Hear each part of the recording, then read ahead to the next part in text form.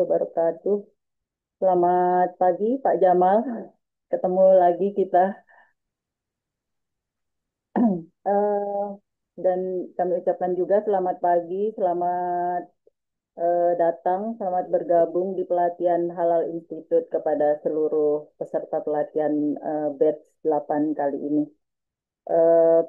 Mungkin sedikit perkenalan tadi sudah sempat diperkenalkan oleh Pak Osep ya. eh, buat seluruh peserta bahwa Pak Jamaluddin ini adalah beliau dari em, BPJPH Republik Indonesia yang kebetulan di divisi ini ya Pak, registrasi dan sertifikasi halal ya Pak sekarang ya. Iya, betul. Ya, Direktur Registrasi dan Sertifikasi Halal. Jadi eh, sangat cocok untuk pelatihan kali ini. Jadi kalau peserta mungkin ada mau pertanyaan kenapa sertifikasinya esanya lama, kenapa ini bisa ditanyakan nanti Bapak Ibu ya di sesi tanya jawab. Baik, untuk mempersingkat waktu tepat jam 8.15 silakan Bapak Jamal untuk mulai menyampaikan materinya. Jangan lupa untuk Bapak Ibu absen sudah mulai dibuka ya di link absen yang sudah dikirim. Silakan Pak Jamal. Baik, terima kasih Bu Cahya, Pak Osep, Bapak Ibu. Bismillahirrahmanirrahim. Assalamualaikum warahmatullahi wabarakatuh. Waalaikumsalam warahmatullahi wabarakatuh. Selamat pagi, salam sejahtera bagi kita semua. Pak Osep yang kami hormati, Pak Cahya, Bapak Ibu yang berbahagia. Alhamdulillah, wa syukurillah, wa ala nikmatillah. Pagi hari ini kita dapat bermuajahah berkumpul ya, walaupun via Zoom untuk mengikuti pelatihan atau training tenaga SDM penyelia halal. Semoga pertemuan kita hari ini dan selanjutnya dapat bermanfaat bagi kita semua ya, dan membawa keberkahan. Salawat dan salam semoga tercurah selalu kepada junjungan Nabi besar kita Muhammad SAW, para keluarga, sahabat, dan umatnya yang setia hingga akhir zaman. Jadi materi pagi hari ini mungkin Bapak Ibu bisa sambil sarapan, ngopi, ngeteh. Tadi sudah ada yang izin tuh menyimak sambil sarapan, silakan. Jadi kita bawa santai, tapi dapat menerima sinergi ataupun sharing informasi yang berkaitan dengan aturan atau regulasi jaminan produk halal. Mohon izin saya share.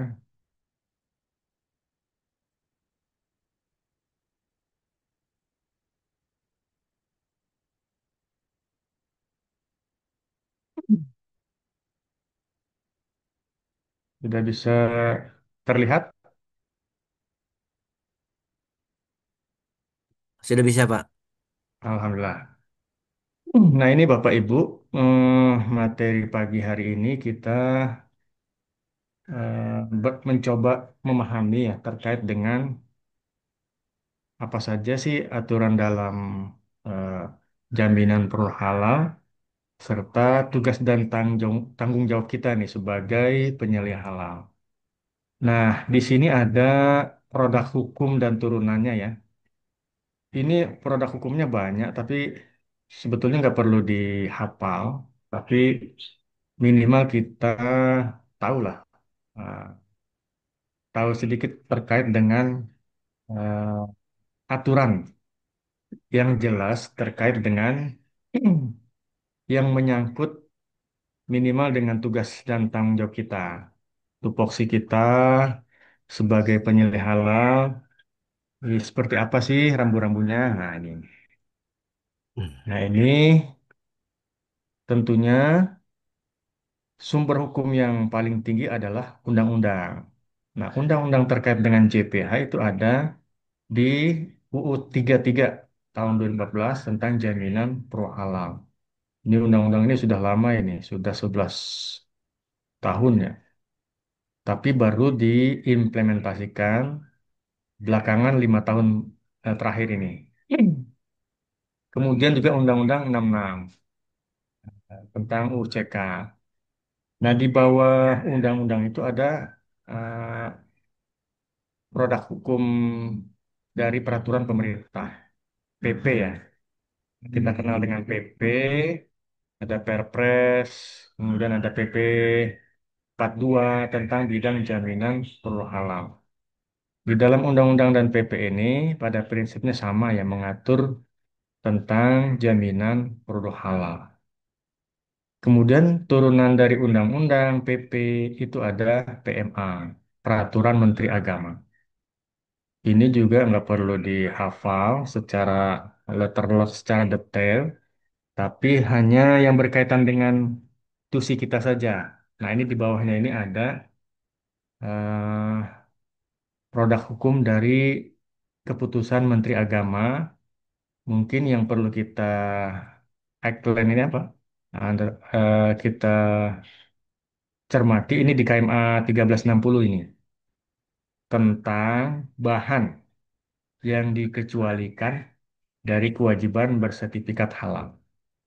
Nah, di sini ini ada eh, pokoknya barang yang dikecualikan lah. Nanti bisa dibuka. Contohnya itu ya positif list ya.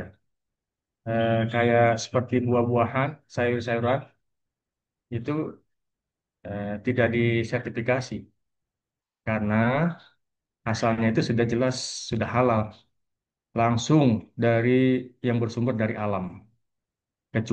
Kecuali ada pengolahan, baru itu disertifikasi. Kemudian ini KMA 297 tidak perlu dihafal. Nah, yang perlu kita cermati ini KMA nomor 944 ini. Nah, perubahan atas KMA 748 tentang jenis produk yang wajib bersertifikat halal. Nah, ini nih yang perlu kita eh, cermati ya. KMA 1360 yaitu bahan yang dikecualikan, kemudian KMA 944 tentang jenis produk yang wajib bersertifikat halal. Nah, ini kita berkutat di sini aja nih.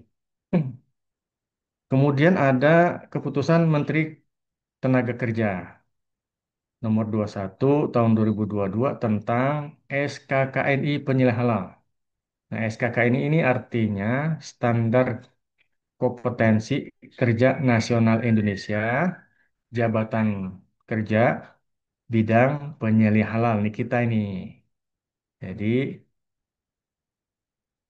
kalau kita mau memiliki skill ya, yang kompeten, tentunya setelah mengikuti training pelatihan penilai halal ini bisa langsung mengikuti uji kompetensi berdasarkan SKKN ini.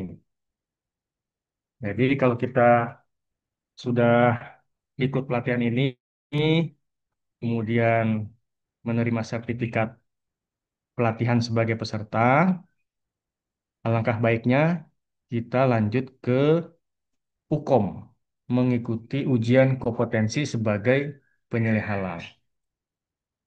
Nah, jabatan kerja status penilai halal ini sama halnya dengan profesi yang lainnya, seperti seorang insinyur. Dia juga harus teruji tuh, mempunyai skill, mempunyai kompeten. Karena kalau seorang insinyur tidak memiliki skill, tidak berkompeten, tentunya orang tidak percaya eh, untuk memberikan order kepada dia. Contoh, yang bangun jembatan layang, jembatan tol itu, taruhlah jembatan. Itu pasti seorang insinyur yang memiliki skill dan berkompeten. Nah, tentunya sudah sesuai dengan standar kompetensi kerja nasional Indonesia. Karena apa kalau dia belum memiliki skill atau belum kompeten, pasti tidak terjamin ya hasil bangunannya itu. Bisa jadi eh, hanya beberapa tahun eh, jembatan itu akan roboh gitu. Karena dia tidak teruji. Begitu juga dengan kita sebagai penyelia halal. Selain kita mengikuti pelatihan ini, mungkin bisa diuji kompetensi sampai lulus. Nah, kalau lulus itu menerima sertifikat kompetensi dari lembaga BNSP, Badan Nasional Sertifikasi Profesi. Nah, kalau sudah menerima sertifikat kompetensi dari BNSP, berarti kita sudah teruji dan layak, bahkan laku dijual.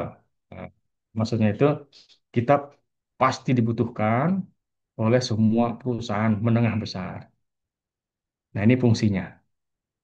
Kemudian produk hukum turunannya dari undang-undang, PP yang lain adalah peraturan badan. Nah, ini tentang tarif.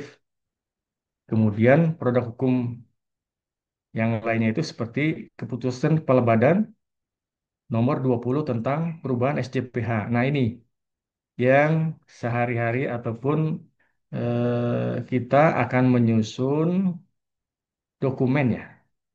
Namanya itu dokumen manual SJPH, standar sistem jaminan produk halal. Nah, di kepekaan ini ada dokumen ya yang harus kita isi atau kita penuhi. Pak, gimana dokumennya? Nggak usah khawatir.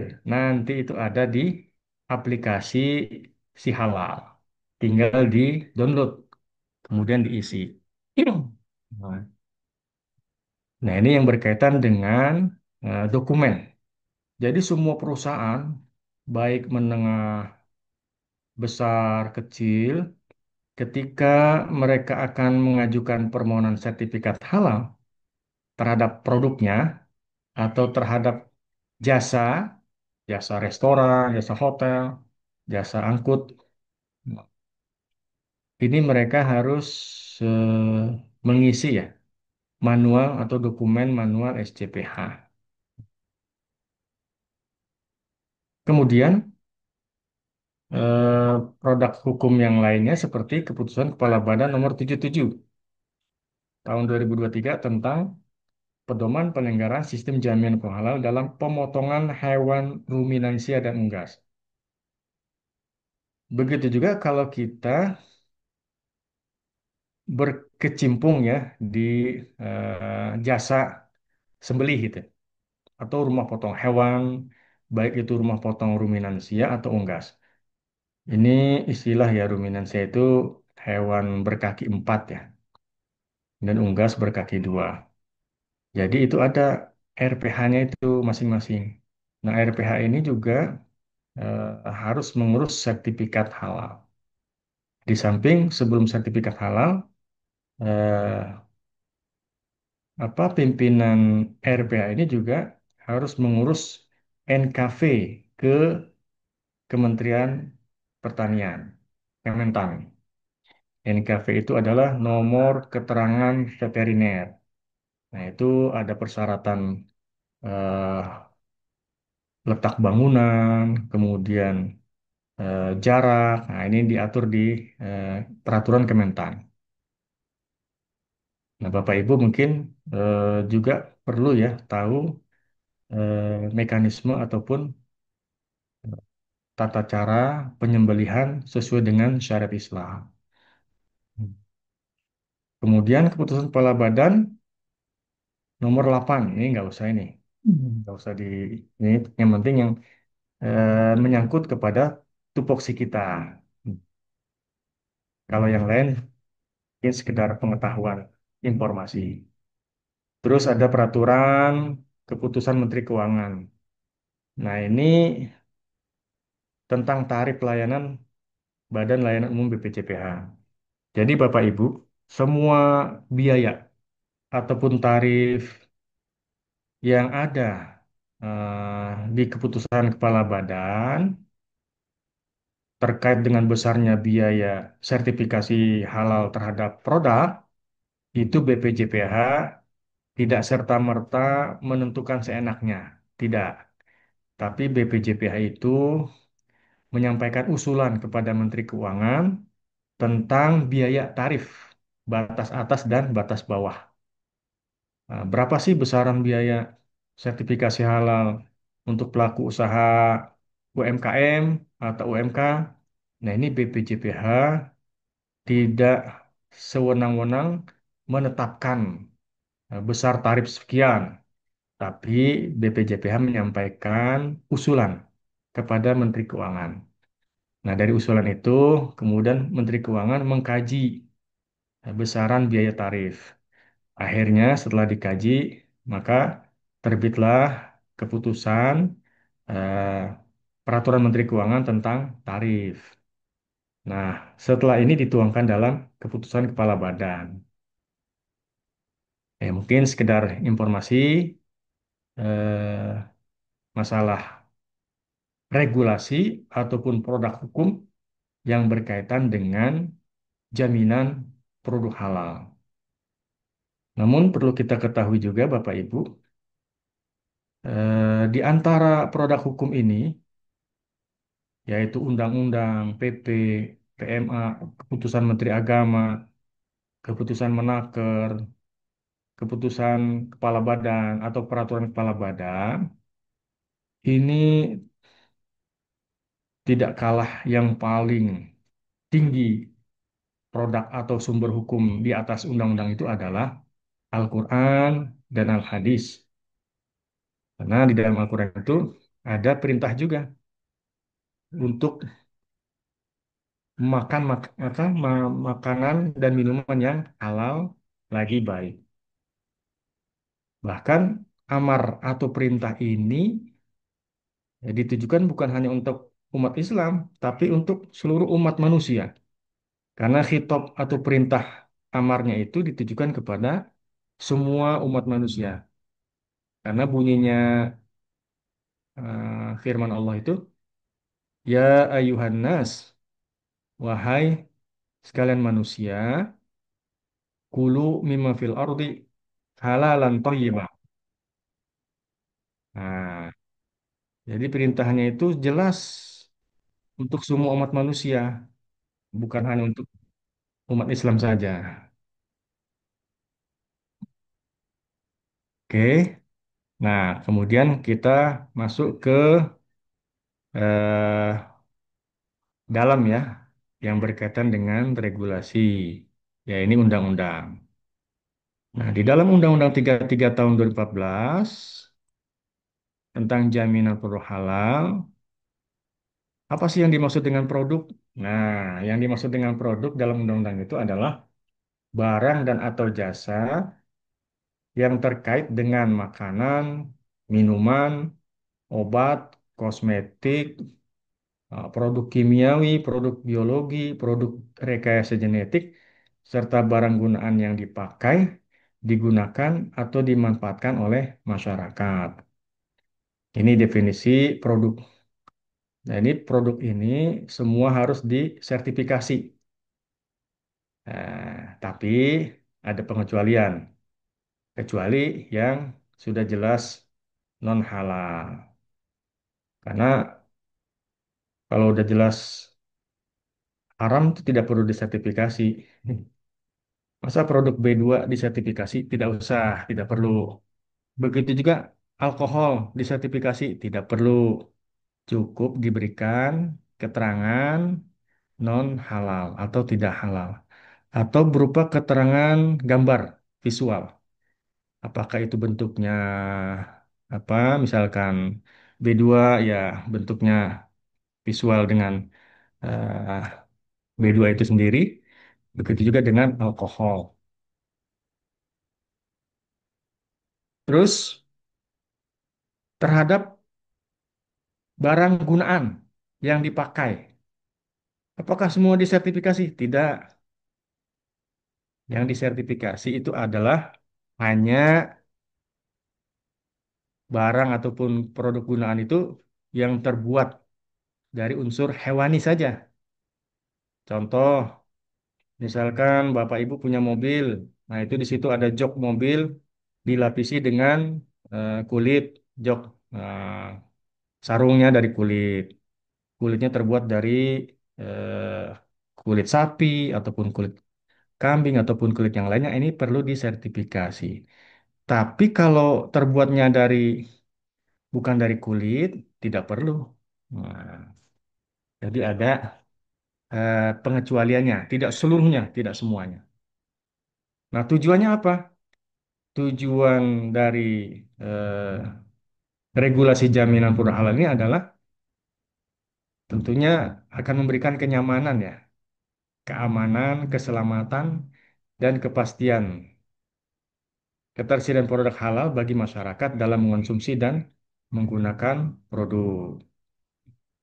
Seperti yang sekarang ya, ya ada program pemerintah pemberian makanan bergizi kepada anak didik, peserta didik, anak santri. Tentunya kalau sudah ada label halal, pasti anak-anak tenang itu. Oh, sudah terjamin ini. Nah, tidak terjadi lagi misalkan anak habis makan itu sakit perut ataupun keracunan. Nah, dengan adanya labelisasi sertifikasi halal ini, eh, pemerintah tentunya bertanggung jawab menjamin bahwa produk makanan ini diberikan kepada tenaga peserta didik, anak santri, sudah terjamin kebersihannya dan kehalalannya. Sehingga eh, tujuan kita tidak ada lagi misalkan anak didik itu habis makan sakit perut ataupun terkontaminasi ataupun keracunan.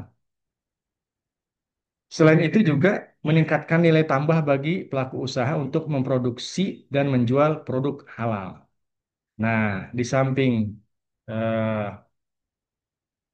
ada kepercayaan dari masyarakat, tentunya akan berlanjut mengimbas efeknya itu pasti produk kita itu eh, memiliki added value ya. Ada nilai tambah, otomatis pasti para konsumen akan memilih, akan mencari produk yang sudah ada label halalnya, yang sudah tersertifikasi. Kenapa? Beda produk yang belum ada label halalnya dengan produk yang sudah ada label halalnya. Pasti kalau produk yang sudah label halalnya, ini pasti sudah dilakukan audit, sudah pernah diperiksa minimal, ketimbang dengan produk atau makanan minuman yang belum ada label halalnya. Nah, ini pasti diragukan. Makanya orang tentu akan melihat mendingan atau membandingkan mendingan yang sudah ada label halalnya ketimbang yang belum. Nah, inilah meningkatkan nilai tambah. Nah, kemudian jaminan produk halal ini kepastian hukum terhadap kehalalan suatu produk yang dibuktikan dengan sertifikat halal. Nah, adapun sertifikat halal ini adalah merupakan pengakuan kehalalan suatu produk yang dikeluarkan oleh BPJPH berdasarkan fatwa halal tertulis yang dikeluarkan oleh Majelis Ulama Indonesia. Jadi Bapak Ibu, yang namanya sertifikat halal atau label halal ini kalau sekarang ini yang melakukan proses ini ada tiga lembaga. Yang pertama itu BPJPH, kemudian yang kedua lembaga pemeriksa halal, yang ketiga Komisi Fatwa Majelis Ulama Indonesia. Nah, jadi memang sangat kuat nih. Eh, Label halal itu yang melakukan proses ada tiga aktor lembaga. Makanya ini pasti sudah terjamin kalau produk yang sudah ada label halalnya. Nah, Bapak Ibu, sekarang ini kewenangan BPJPH, Badan Penyelenggara Jaminan Produk Halal. Yang pertama merumuskan dan menetapkan kebijakan jaminan produk halal, kemudian menetapkan norma, standar, prosedur, dan kriteria jaminan produk halal. Jadi semua standar itu kita yang nyusun bersama tim para pakar.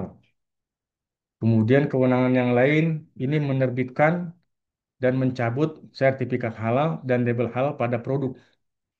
Artinya, wewenang BPJPH itu selain menerbitkan, juga bisa mencabut sertifikat halal dan label halal pada produk.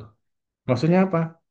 Ya, jika pengusaha ataupun pelaku usaha, baik kecil, menengah, besar, sudah mengantongi sertifikat halal, sudah mendapat izin sertifikat halal, tapi di kemudian hari pengusaha itu tidak konsisten, artinya apa? Ah, saya sudah punya sertifikat halal ini, saya ingin merubah komposisi bahan produk saya supaya makin laris, tapi ditambah komposisi bahan itu dengan bahan yang non halal. Nah, ini tidak boleh. Jika dilakukan pengawasan dan terbukti, begitu juga ada laporan masyarakat bahwa produk ini mengandung non halal, maka perusahaan itu berhak dikenakan sanksi dan sertifikat halalnya dicabut. Inilah wewenang BPJPH.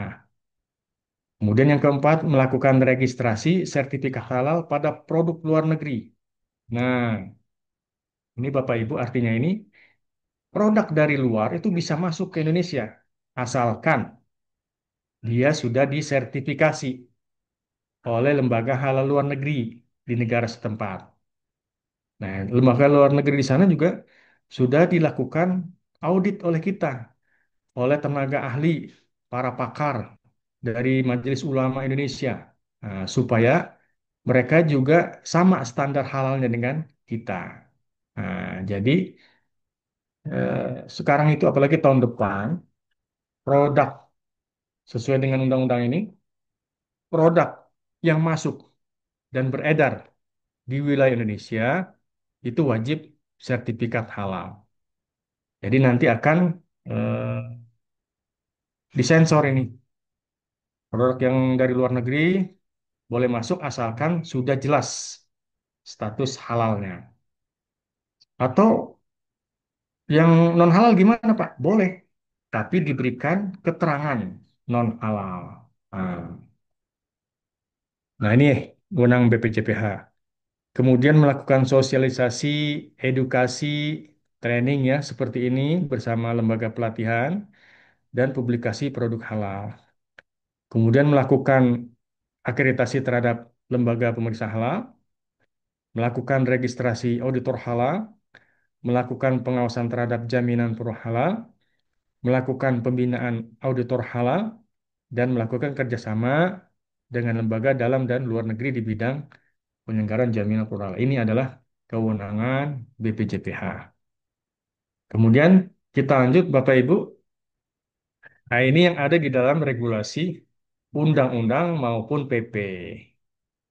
Nah, terkait dengan definisi produk ya.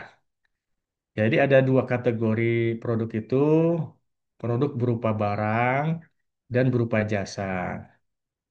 Yang berupa barang itu terdiri dari makanan, minuman, obat, kosmetik.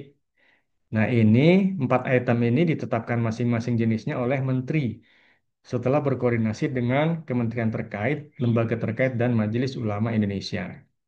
Jadi kita berkutat di produk mamin ya, makanan, minuman. Karena kita bertugas sebagai tenaga SDM penilai halal di dapur atau SPTG. Dan barang juga bisa berupa produk kimiawi, produk biologi, dan produk rekayasa genetik. Nah, ini pun juga hanya yang terkait dengan makanan, minuman, obat, atau kosmetik. Kemudian barang gunaan yang dipakai, digunakan, dan dimanfaatkan. Nah, ini hanya bagi barang yang berasal dan atau mengandung unsur hewan. Kalau tidak mengandung unsur hewan, tidak perlu disertifikasi. Kemudian produk yang masuk dalam kategori jasa apa saja? Penyembelihan, pengolahan, penyimpanan, pengemasan, pendistribusian, penjualan, penyajian. ini juga hanya yang terkait dengan makanan, minuman, obat, atau kosmetik. Ya, ini penyembelihan nih, contohnya ini penyembelihan jasa sembelihan adanya di rumah potong hewan, rumah potong unggas, kemudian ada di perusahaan-perusahaan yang menangani sembelihan. Ya, ada beberapa perusahaan contohnya ya, ada eh, produk makanan yang terbuat dari ayam, daging ayam, jadi sosis gitu kan. Di situ di dalamnya juga kan ada jasa sembelihan. Kemudian pengolahan, penyimpanan. Penyimpanan ini misalkan di freezer ya. Daging segar, ini disimpannya di mana? Kalau di supermarket itu di freezer. Nah, jasa penyimpanan ini juga eh, disertifikasi. Karena apa? Supaya mereka tidak mencampur daging segar halal dengan daging segar yang non halal. Jadi ada pemisahan di sini nih penyimpanan ini. Iya, memang penyimpanannya di freezer, tapi dipisah antara daging yang halal dengan daging yang non halal. Begitu juga pengemasan. Pengemasan ini ada eh, sertifikatnya juga ya untuk mengemas produk ataupun barang yang sudah berlabel halal. Jadi jangan sampai produknya barangnya sudah halal, tapi kemasannya terbuat dari yang non halal. Nah, akan terjadi kontaminasi. Terus pendistribusian. Nah, ini juga alat angkut transportasi. Ya. Jadi yang namanya halal itu adalah dari hulu sampai ke hilir itu sudah terjamin kehalalannya. Nah, kalau terkait dengan pendistribusian alat angkut transportasi mobil ya, contohnya saya pernah temukan di jalan raya itu ada mobil box di belakangnya itu sudah ada tulisan atau label halal, halal Indonesia. Nah, berarti pengusaha itu sudah aware, sudah memperhatikan dan sudah mengurus alat angkut transportasi itu dengan disertifikasi halal. Contohnya ya ada es krim itu, mobil es krim yang membawa produk es itu sudah terjamin kehalalnya karena mereka sudah mengurus sertifikat halal. Artinya mobil box itu sudah mengikuti prosedur membawa produk hanya produk yang halal, tidak dicampur dengan yang non halal. Kemudian juga penjualan. Nah, penjualan juga penyajian. Ini penjualan ini biasanya di pasar-pasar tradisional. Itu ada tuh pasar tradisional yang menjual daging sapi bersebelahan dengan daging yang non halal atau daging B2. Kita pernah sidak pengawasan terpadu bersama Kementan. Kita temukan di daerah provinsi, mungkin daerah yang di situ di dalamnya adalah banyak yang nonis ya.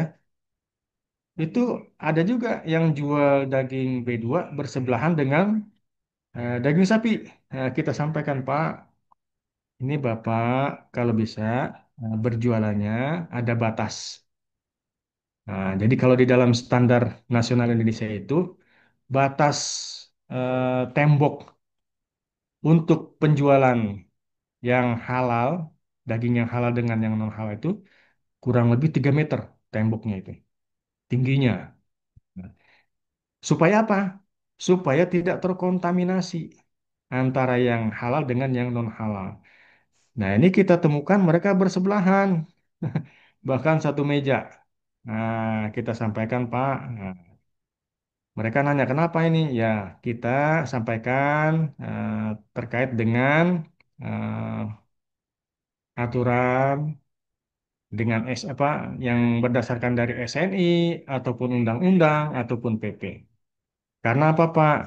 Bisa jadi kan Bapak yang satu lupa bawa pisau ataupun pisaunya tidak tajam, meminjam dengan pedagang daging sapi, kemudian dipakai oleh pedagang yang menjual daging yang non halal. Maka ini akan terjadi kontaminasi. Akhirnya setelah kita sampaikan, mereka memahami, kemudian juga mereka mengikuti aturan yang berlaku. Ini juga kita sampaikan secara santun, bahkan kita melalui penyampaian itu juga kepala pimpinan pasar. Akhirnya disampaikan. Nah, sekarang kita memasuki dokumen ya, persyaratan pengajuan sertifikat halal. Nah, ini kita sudah masuk ke inti terkait dengan materi ya. Mungkin Bapak Ibu karena mengingat ya, tupoksi kita adalah sebagai penyelih halal. Penyelih halal itu adalah auditor internal di perusahaan ataupun auditor internal di dapur atau SPPG. Nah, pasti pimpinan memberikan kepercayaan kepada kita untuk mengurus sertifikat halal. Dan juga di samping itu juga kita mengawasi proses produksi di dapur SPPG. Langkah pertama ini adalah dokumennya ya, surat permohonan. Nah, ini surat permohonan ini sudah ada nih contohnya nih, sudah disediakan sesuai dengan kondisi pelaku usaha. Tidak usah khawatir, dokumen ini sudah ada. Kemudian formulir pendaftaran juga sudah ada. Pastikan mengisi data pelaku usaha secara benar. Terus proses pengolahan produk. Nah, ini memuat keterangan alur dan proses pengolahan produk.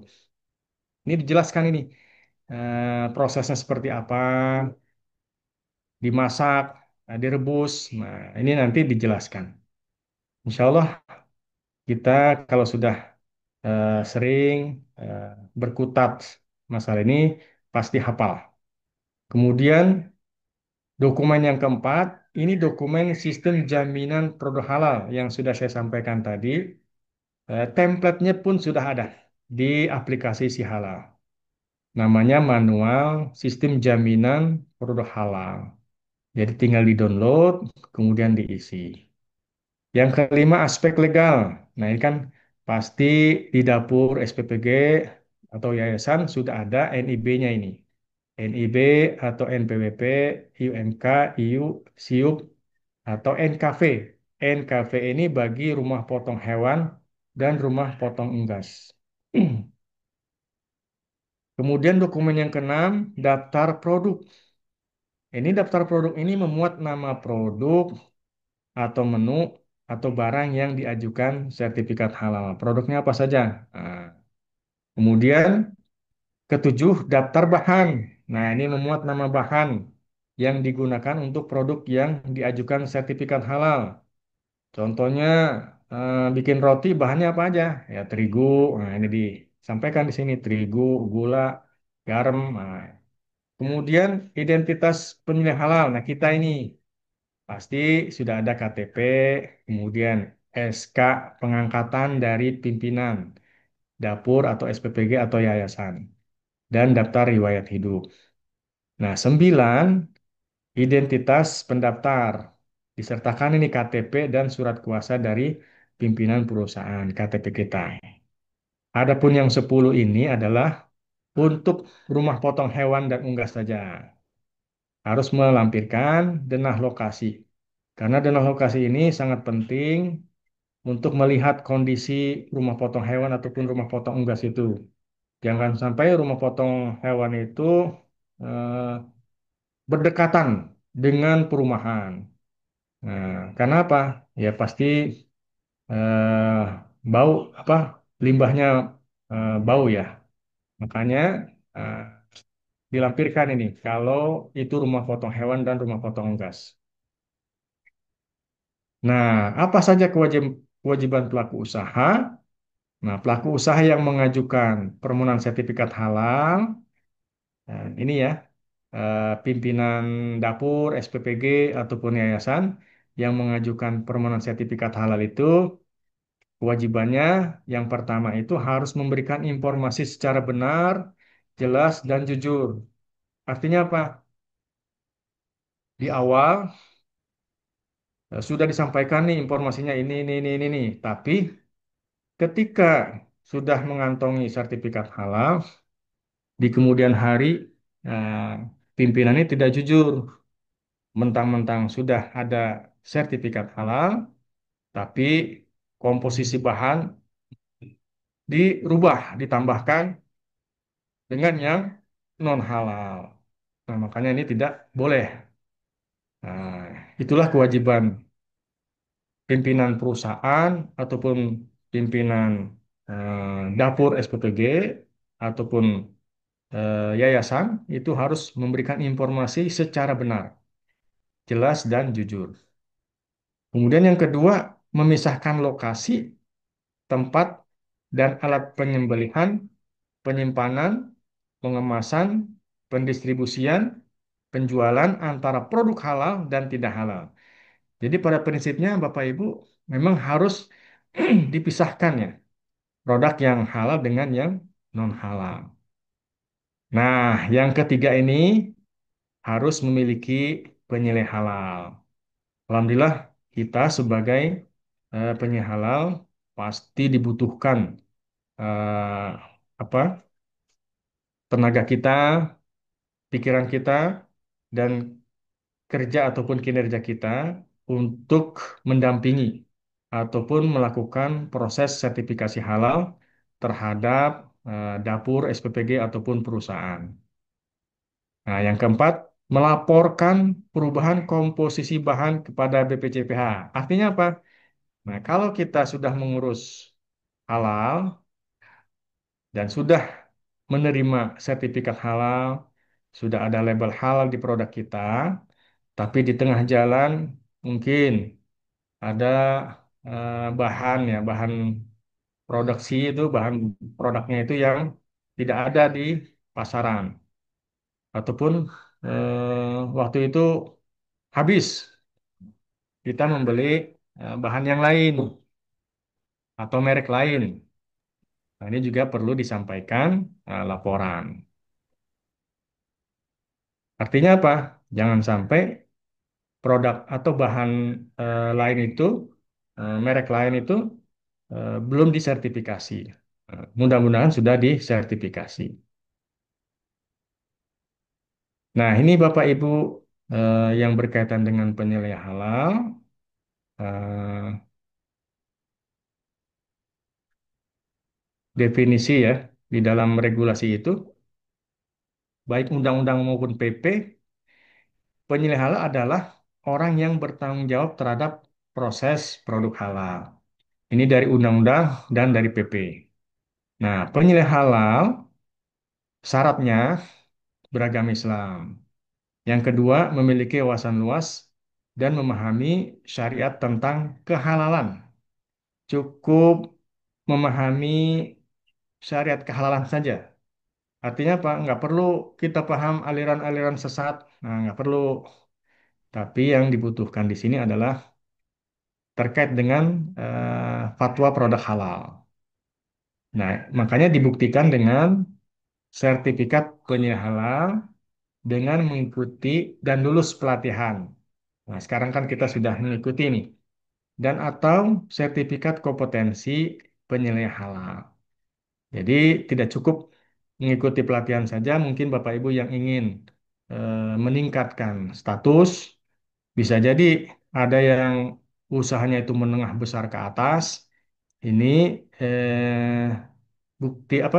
Persyaratannya tidak cukup hanya sertifikat pelatihan saja, tapi harus ada sertifikat kompetensi dari badan dari BNSP.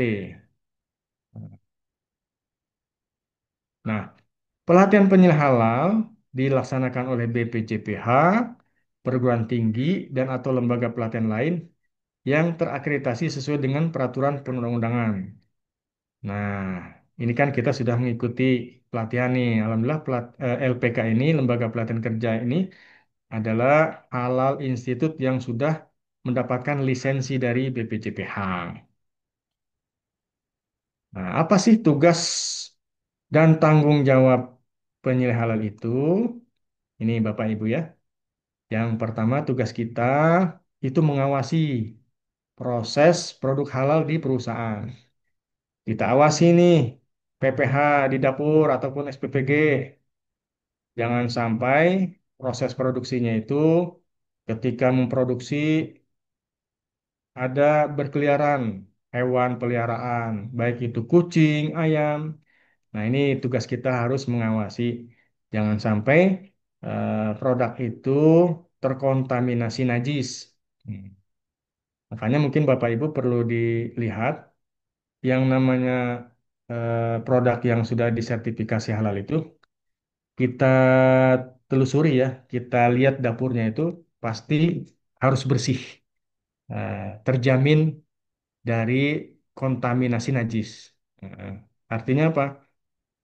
Di dapur produksi itu tidak boleh berkeliaran hewan peliharaan. Karena apa? Khawatir seperti kucing ataupun ayam berkeliaran itu buang kotoran sembarangan ataupun buang pipis sembarangan. Nah, itulah yang perlu dicermati oleh kita. Jangan sampai di dapur-dapur kita itu, SPPG kita itu ada hewan peliharaan yang berkeliaran. Itu untuk menghindari najis ya. Nah, kemudian tugas kita yang kedua, menentukan tindakan perbaikan dan pencegahan.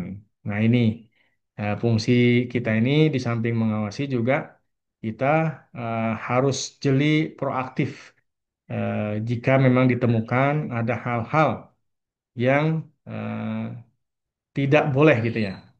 Ya, contohnya di tengah ataupun di eh, situasi, pokoknya lihat sikon, kita harus apa ya aktif agar produk mobil khusus ya ini kan masalah makanan bergizi. Jangan sampai produk itu eh, tercemar ataupun terkontaminasi. Kemudian yang ketiga, mengordinasikan proses produk halal dan mendampingi auditor halal pada saat pemeriksaan. Gimana Pak mendampingi auditor itu? Nah, jadi ketika kita ini sebagai penyelenggaraan halal mengajukan permohonan sertifikat halal kepada BPJPH, kemudian nanti dilakukan auditnya oleh auditor yang ada dari lembaga pemeriksa halal. Nah, ketika auditor mengunjungi dapur kita, SPPG kita, ini yang mendampingi siapa? Ya kita. Nah, sebagai penyelenggara halal. Karena kita yang mengetahui eh, apa kondisi ataupun tata letak di mana peralatan dapurnya ataupun di mana naruhnya eh, apa makanan yang sudah tersaji, yang sudah rapi. Hmm. Jadi ini kita yang harus memberikan penjelasan kepada auditor halal ketika mereka melakukan audit dapur SPPG kita. Kita yang jelaskan, ini Pak, proses produknya seperti ini, bahan bakunya seperti ini, kita yang menjelaskan ketika mereka bertanya. Begitu juga ketika mereka eh, memverifikasi dokumen, dokumen kelengkapan. Apakah dokumen ini sesuai dengan kondisi ataupun dapur SPPG kita. Nah, ini tugas kita ya sebagai penyelenggara halal. Nah, dan tanggung jawabnya apa? Nah, ini tanggung jawabnya menerapkan ketentuan peraturan perundang-undangan mengenai jaminan produk halal. Yang B ini menerapkan sistem jaminan produk halal. Nah, ini yang namanya sistem jaminan produk halal itu adalah suatu sistem yang terintegrasi, disusun, diterapkan, dan dipelihara untuk mengatur bahan, proses produksi, produk, sumber daya, dan prosedur dalam rangka menjaga kesinambungan proses produk halal. Nah, ini template-nya nanti ada di aplikasi si halal. Namanya dokumen manual SCPH. Jadi kita isi, eh, kemudian kita terapkan, kita implementasikan. Artinya apa terapkan atau implementasikan? Kalau kita sudah menerima sertifikat halal, tentunya kita harus menjaga. Nah, menjaga jangan sampai produknya itu berubah atau apa ya? Jadi nanti Bapak Ibu mungkin dicermati di dalam sistem jaminan perubahan ini ada 5 kriteria yang harus dijalankan oleh kita, oleh perusahaan. Di antaranya itu komitmen dan tanggung jawab. Itu pimpinan perusahaan. Pimpinan perusahaan harus berkomit ya dan bertanggung jawab. Jangan sampai di tengah jalan sudah sertifikat halal ditemukan bahan baku yang terindikasi ada kandungan yang non halal ataupun kandungan B2. Begitu juga dengan kita, penyedia halal. Kan pimpinan dapur SPPG ataupun perusahaan pasti mempercayakan kepada kita.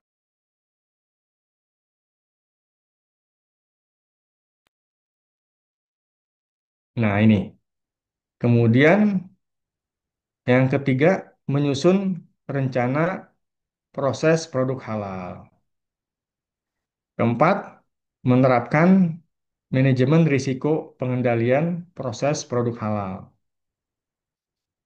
Kelima, mengusulkan penggantian bahan. Artinya apa?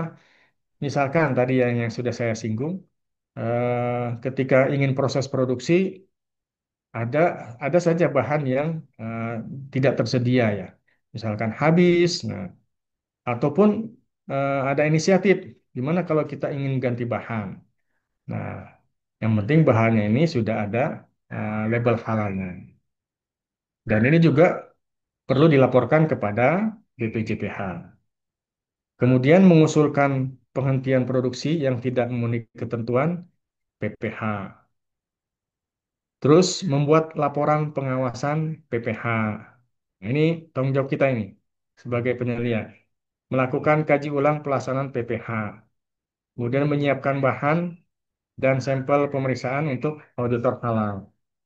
Kemudian menunjukkan bukti dan memberikan keterangan yang benar selama proses pemeriksaan oleh auditor halal. Lah, tugas kita ini kemudian tanggung jawabnya seperti ini. Makanya sangat berat kita menjaga itu ya bahan baku ataupun produk yang sudah jadi supaya tetap terjamin kehalalannya. Baik, Bapak Ibu kita lanjut. Nah, ini penetapan penilaian halal ini adalah oleh pelaku usaha. Jadi penilaian halal yang telah memenuhi persyaratan ditetapkan oleh pimpinan pelaku usaha atau pimpinan tingkat dari dapur SPPG ataupun yayasan atau perusahaan. Nah, pimpinan pelaku usaha menyampaikan penetapan penilaian halal kepada BPJPH dan dengan melampirkan fotokopi KTP, DRH, kemudian salinan sertifikat pelatihan. Nanti sertifikat ini dilampirkan. Adapun fasilitasi penilaian halal untuk pelaku usaha mikro dan kecil, ini pelaku usaha atau penilaian halal bagi pelaku usaha mikro dan kecil dapat berasal dari organisasi kemasyarakatan atau ormas ya, atau juga bisa berasal dari dinas. Memang Bapak Ibu biasanya dari dinas itu juga sudah ada SDM penyedia halalnya. Ini ketentuan peralihan pada prinsipnya penyedia halal yang sudah ada boleh, tapi eh, yang bersangkutan harus mengupdate informasi pengetahuannya ya, supaya mereka eh, tahu terkait dengan regulasi yang terbaru. Nah, ini Bapak Ibu, sekarang kita sudah memasuki yang saya warnai ungu ini adalah ini standar kompetensi kerja nasional Indonesia, eh, jabatan bidang kerja ini penyelia halal ya. Nah, jadi di dalam Permenaker yang tadi itu, Permenaker nomor berapa ini? Nomor 21 tahun 2022 tentang SKKN penyelia halal, ada 6 unit kompetensi yang perlu kita dalami. Jadi di dalam SKKN itu bunyinya seperti ini nih. Ada pemetaan standar kompetensi. Nah, tujuan utama di dalam pemetaan standar itu menjamin ketaatan dan konsistensi pelaku usaha dalam penerapan sistem jaminan produk halal. Fungsi kuncinya ada tiga nih dari tujuan utama itu. Yang pertama, merencanakan penerapan SCPH di pelaku usaha. Fungsi dasarnya itu menyusun dokumen penerapan SCPH dan kelengkapannya. Kemudian fungsi dasar yang kedua, menyiapkan dokumen daftar bahan dan dokumen pendukungnya. Nah, fungsi kunci yang kedua, menerapkan SJPH. Nah, fungsi dasarnya mengawasi bahan, proses, dan produk halal. Yang kedua, melakukan penanganan produk yang tidak memenuhi kriteria halal. Ini perlu kita tahu juga ini Bapak Ibu ya, penanganan produk yang tidak memenuhi kriteria halal. Misalkan kita temukan ada daging ayam, ini belinya di pasar, tapi di pasar itu disembelih tidak sesuai dengan syariat Islam. Contohnya, misalkan banyak sekali kita temukan di pasar-pasar tradisional itu yang sudah dipotong ayam itu disembelih, tapi lehernya itu hanya kelihatan hanya ditusuk. Nah, itu kan tidak sesuai dengan syariat Islam karena ada tiga saluran pernapasan yang harus terpotong. Sedangkan itu hanya ditusuk. Nah, ini tidak sesuai dengan syariat Islam. Ataupun ayam tiren, ketahuan dari bentuk warna daging apa daging ayam itu. Nah, ini adalah kejelian kita nih untuk melakukan penanganan terhadap produk yang tidak memenuhi kriteria halal. Kemudian fungsi kunci yang lain, yang ketiga, melaksanakan evaluasi dan tindak lanjut penerapan SCPH. Nah, fungsi dasarnya melakukan audit internal penerapan SCPH. Fungsi dasar yang kedua, melakukan evaluasi tindak lanjut hasil audit internal SCPH. Nah, ini adalah peta standar kompetensi. Nah, kalau kita lanjut ke berikutnya itu, nah, ini Bapak Ibu yang saya sampaikan tadi adalah inilah 6 unit kompetensi yang kita harus kuasai ya. Ya minimal tahu kompetensi apa saja sih kalau sebagai penyelenggaraan halal itu. Nah, kalau dulu malah 11. Sekarang sudah disederhanakan, sudah disingkat menjadi 6 unit kompetensi. Pak, kok berat sekali ya menjadi penilaian? Ya memang seperti ini kita harus memahami.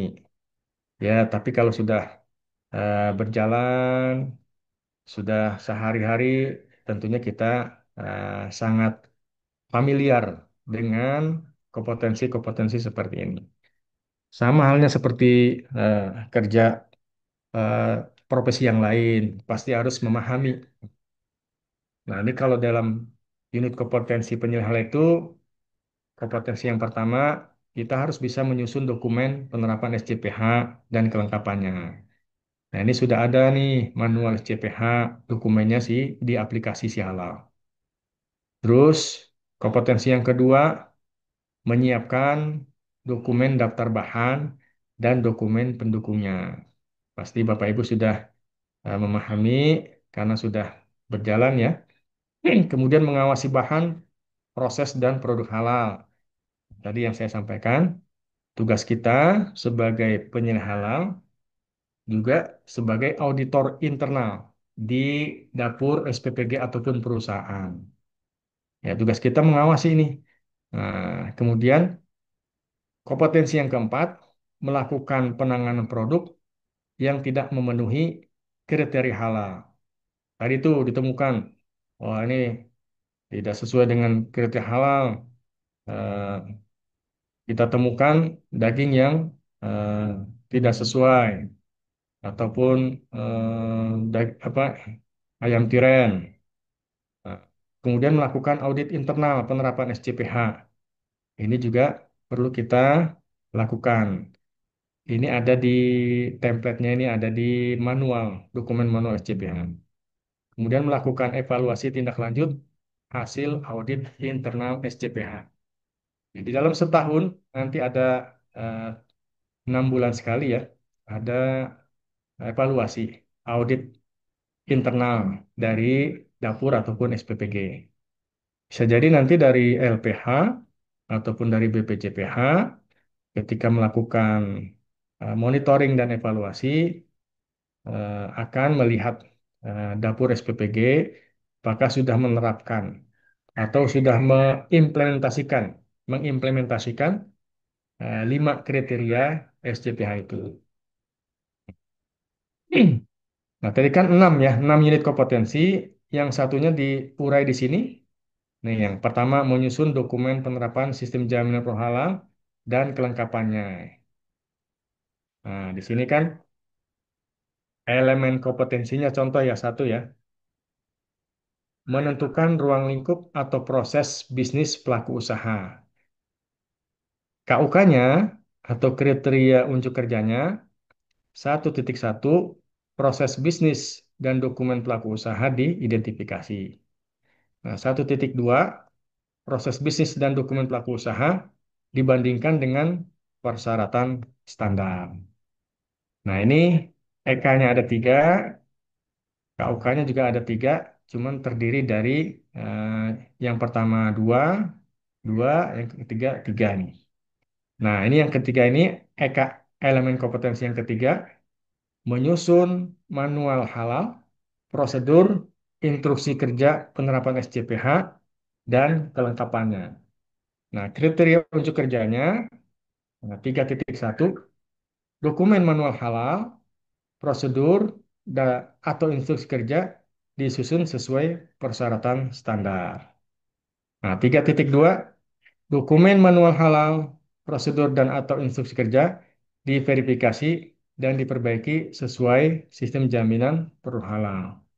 3.3, pelaksanaan sosialisasi manual halal dipastikan terlaksana sesuai dengan prosedur.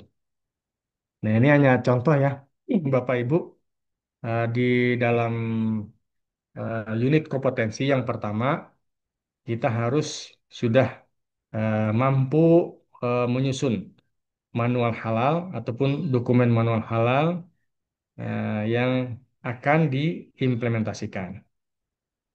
Kemudian, ini yang kedua, unit kompetensi yang kedua, menyiapkan dokumen daftar bahan dan dokumen pendukungnya. Kemudian unit kompetensi yang ketiga, mengawasi bahan, proses, dan produk halal. Kemudian yang keempat, melakukan penanganan produk yang tidak memenuhi kriteria halal. Ini kompetensi yang keempat, dan ini kompetensi yang kelima, melakukan audit internal penerapan SCPH. Ini EK-nya ada, kemudian kriteria unit kerjanya. Nah, terakhir, unit kompetensi yang keenam adalah melakukan evaluasi tindak lanjut hasil audit internal SJPH. Nah, jadi Bapak dan Ibu, ini adalah yang kami warnai. eh, Warna ungu ini SKKNI dari Permenaker nomor berapa tadi? Nomor 21 tahun 2022. Ini bagi Bapak Ibu yang ingin melanjutkan untuk uji kompetensi ya, tentunya harus memahami, mencermati terkait dengan SKKN ini. Oke, nah ini kita lanjut ke alur proses sertifikasi. Hmm.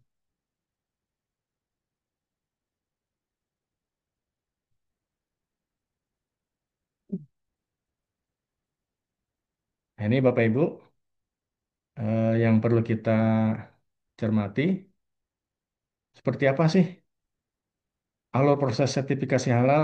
Tadi sudah ada yang bertanya ya, berapa hari sih? Kok lama? Nah, ini eh, kita hitung ya jumlah hari kerjanya.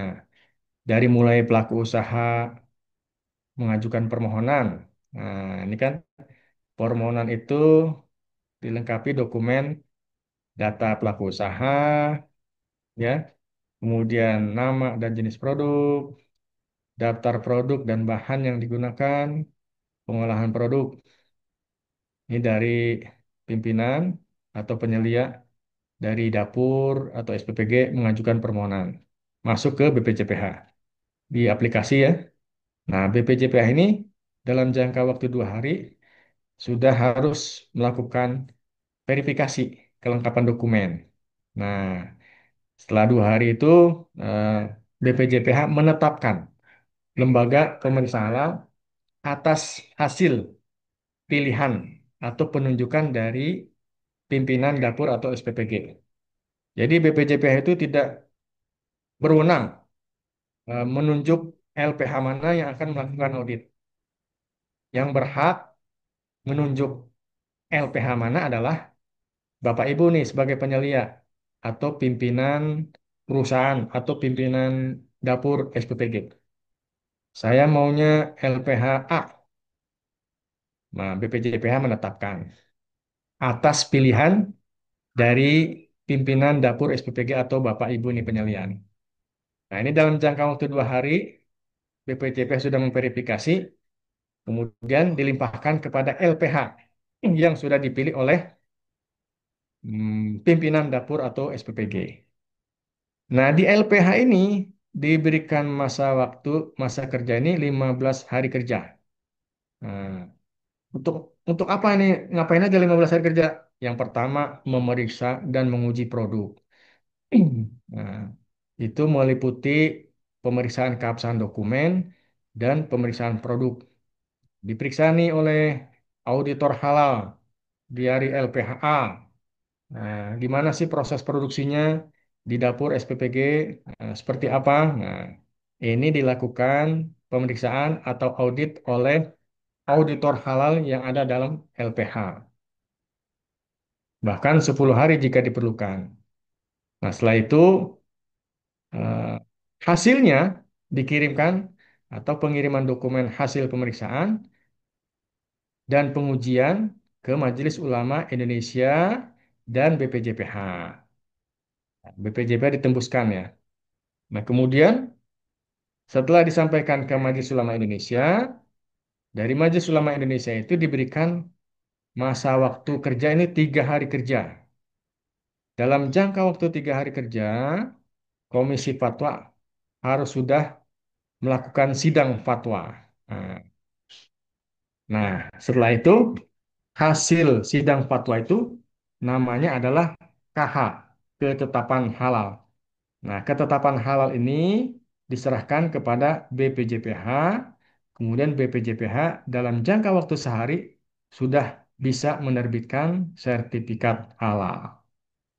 Makanya kalau kita hitung-hitung ini kurang lebih 21 hari kerja ya, sampai selesai dari mulai mengajukan permohonan sertifikat halal sampai terbitnya sertifikat halal itu idealnya dalam jangka waktu 21 hari kerja harus sudah terbit sertifikat halal. Pak, gimana kalau kelebihan sampai sebulan belum selesai? Nah, ini perlu ditelusuri. Di mana ini yang lama? Nah, kalau BPJPH hanya 2 hari memverifikasi. Oh, mungkin di BPJPH itu kelamaan verifikasinya.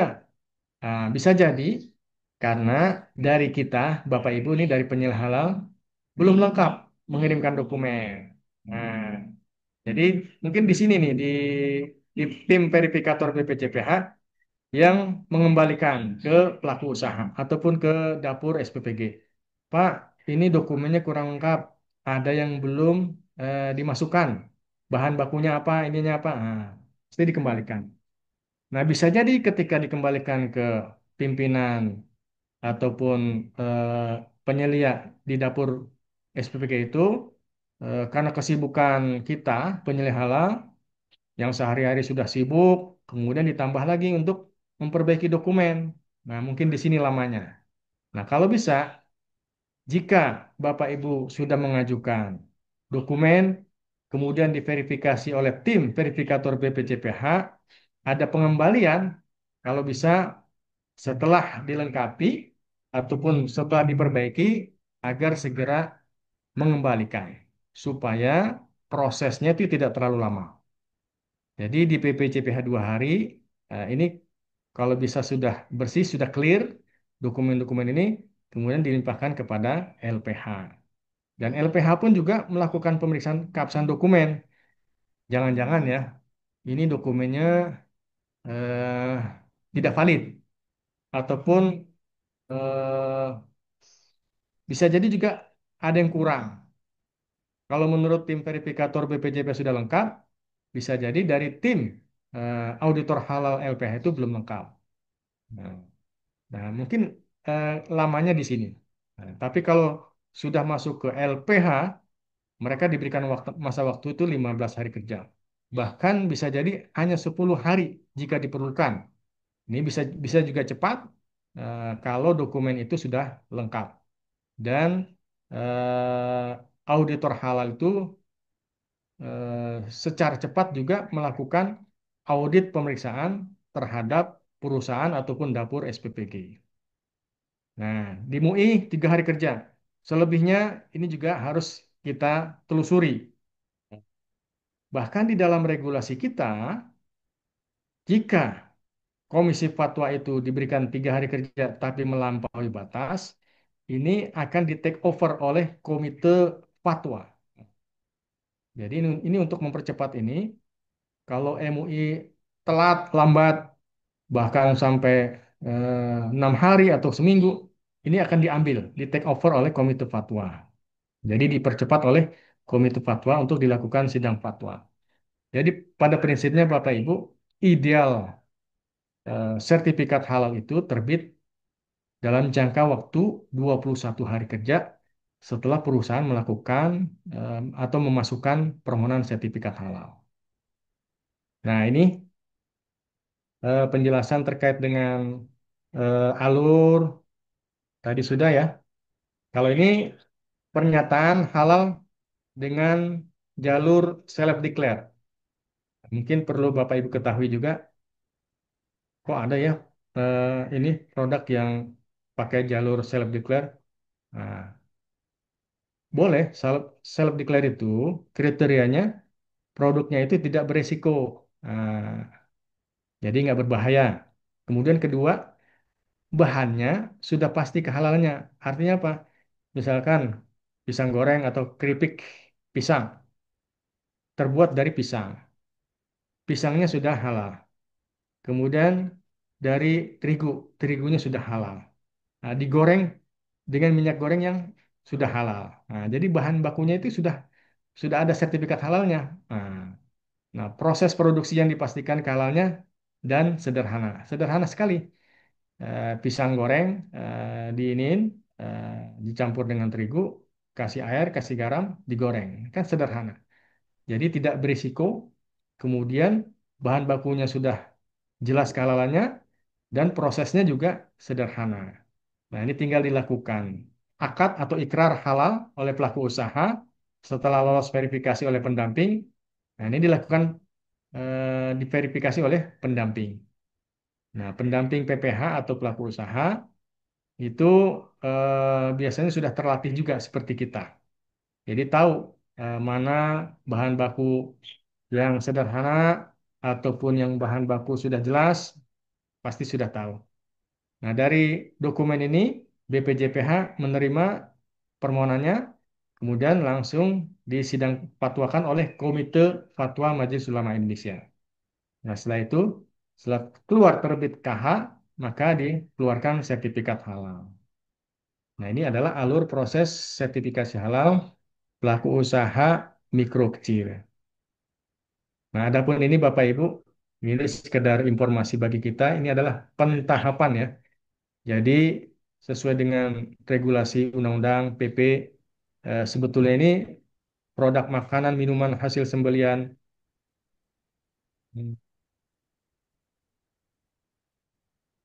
Oh, udah mau habis sebentar ya, baterainya.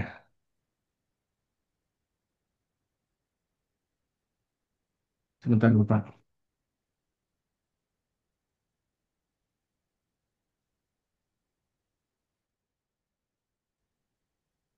Mohon maaf waktunya 30 menit lagi Pak Jamal kalau bisa ada spare waktu untuk tanya jawab. Oh Kira-kira ya, memungkinkan? ya bisa. Dikit Oh, lagi, oke. ini kan pentahapan kita juga perlu. Nah ini Bapak Ibu ya. Jadi ada pentahapan ini nih, mandatory sertifikat halal Baik. untuk produk makanan, minuman, hasil sembelihan dan jasa penyembelihan itu sebetulnya sudah diberlakukan di 2024. Nah, tapi untuk menengah besar ini mereka sudah wajib semua nih. Tinggal yang UMKM. Mereka minta diskresi, usulan penundaan sampai 2026. Makanya di 2026 ini semua produk makanan minuman, hasil sembelihan dan jasa penyembelihan itu sudah wajib nih di bulan Oktober 2026. Nah, ini sudah Oktober, jadi hitungannya itu dalam jangka waktu 12 bulan lagi semua makanan minuman yang terhidang di kita ini sampai rumah kita ini itu sudah ada statusnya, status halalnya ataupun kalau yang tidak halal ada keterangan non halal. Nah, kemudian untuk obat tradisional, obat kuasi dan suplemen kesehatan sama ini 2026 pentahapannya. Jadi di 2026 ini yang sudah harus sertifikat halal atau status halal atau non halal ini di 2026 sudah harus ada. Obat bebas dan obat bebas terbatas ini 2029. Kalau obat keras ini sampai 2034.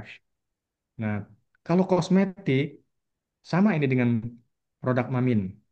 Kosmetik, produk kimiawi, dan produk rekayasa genetik sama ini 2026 semua. Begitu juga dengan barang gunaan yang kita pakai, kategori sandang, penutup kepala, dan aksesoris, semua 2026. Terus barang gunaan yang digunakan kategori perbekalan kesehatan rumah tangga, peralatan rumah tangga, ini semua juga 2026, termasuk di dalamnya itu perlengkapan peribadatan bagi umat Islam. Pakaian umroh tapi udah ini ya, sudah ada sertifikat halalnya. Eh, Terus barang gunaan yang dimanfaatkan kategori alat kesehatan kelas risiko A ini 2026.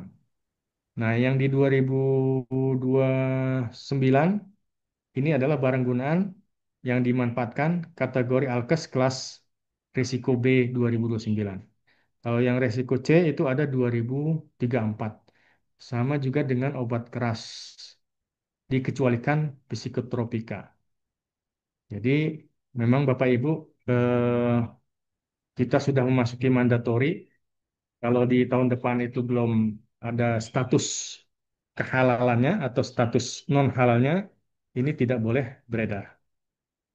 Nah, ini Bapak Ibu yang tadi yang saya jelaskan SKKNI yang sekarang ini adalah SKKNI 21, hanya 6 unit kompetensi.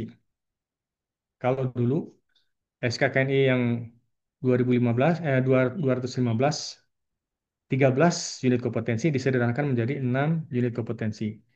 Kalau dulu fokusnya bahan, produk, PPH, audit internal pada penerapan SCPH, nah, kalau sekarang ini fokus pada perencanaan, pengawasan, dan evaluasi pada penerapan sistem jaminan produk halal.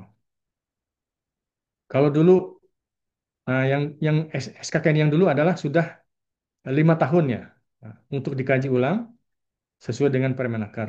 Nah, sekarang ini sudah sesuai dengan kriteria eh, memiliki kompetensi yang lebih valid dan reliabilitas sesuai dengan Permenaker tahun 2016.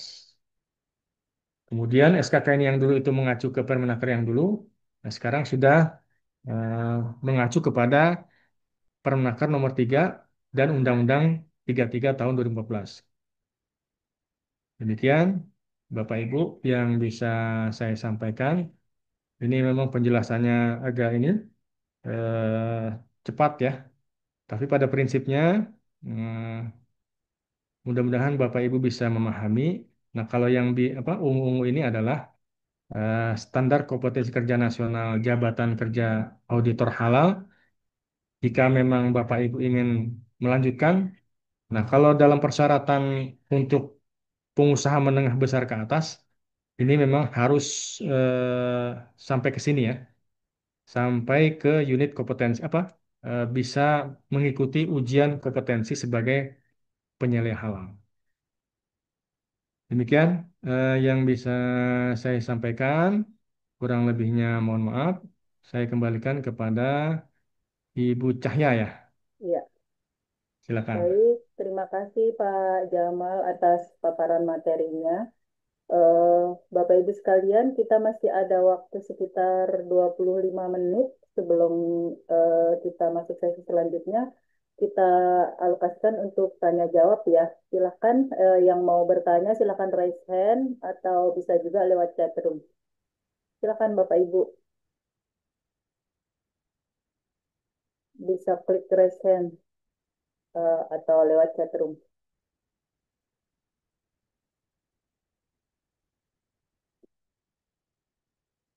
Halo, apakah ada yang mau bertanya? Kita masih ada waktu 25 menit, sangat disayangkan kalau Ya, ya. Ibu Arida Khairunisa, silakan Ibu. terima kasih.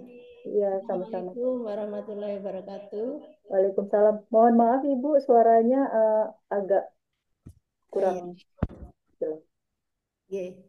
Terima kasih sudah keras.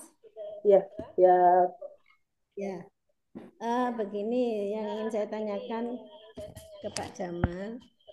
Untuk satu orang penyelia itu apakah hanya diperbolehkan mendampingi satu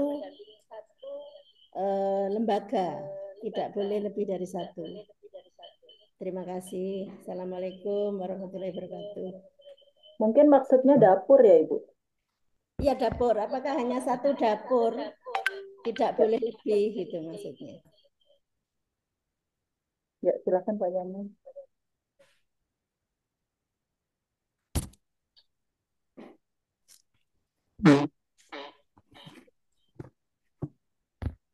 Silakan Pak Jamal. Ya, Hah, satu ya dari Ibu Arida Khairinisa ya. iya, nanti Baik, selanjutnya. pertanyaan yang bagus. Ini Bu Arida dari mana ini? Dari Jember, Pak. Oh, dari Jember. Nah, ini Ya. juga kemarin ya juga sudah ada pertanyaan juga ini Hmm. yang disampaikan oleh Pak siapa ini? Tadi sebelum baca Caca siapa? Pak Osep. Pak Asep. Jadi ada pertanyaan, apakah bisa satu penyelia menangani beberapa SPPG? Nah, ini memang kebijakannya ya di dalam regulasi itu satu SPPG itu satu penyelia. Karena khawatir tidak tertangani, mengingat di dalam dapur SPPG itu juga kan apa ya? Kerjaannya juga kan banyak ya. Nah, Oh. makanya untuk mengantisipasi volume kerja yang begitu besar, jadi tidak menutup kemungkinan eh, supaya tertangani ya. Jadi satu dapur SPPG itu satu penyelia halal. Kan di dalam dapur SPPG itu ada tenaga, diantaranya ada ahli gizi ya. Ahli gizi, kemudian satu apa tuh? Sarjana penggerak. Apa Bu? SPPI. Ya, sarjana penggerak. P-nya apa lagi tuh? I-nya Indonesia ya. Nah, jadi memang kebijakannya di dalam satu SPBK itu adalah eh, Satu satu ya. penyelia. Iya. Baik, terima kasih Pak. Ya, sudah cukup jelas Ibu Ya, Arida. ya, terima Baik. kasih. Iya, terima kasih Ibu. Selanjutnya kepada Bapak Arif Rahman, silakan Bapak. Ya, terima kasih. Ya, Assalamualaikum warahmatullahi wabarakatuh. Waalaikumsalam. Saya ingin menanyakan tadi disampaikan bahwa seperti ayam ya, itu kan kalau kita beli di pasar itu kan eh, apa istilahnya diragukan kehalalannya ya. Bagaimana cara mereka menyembelih. Nah, kita sebagai penyelia misalkan kita sudah di dalam PPG. Apakah boleh Pak?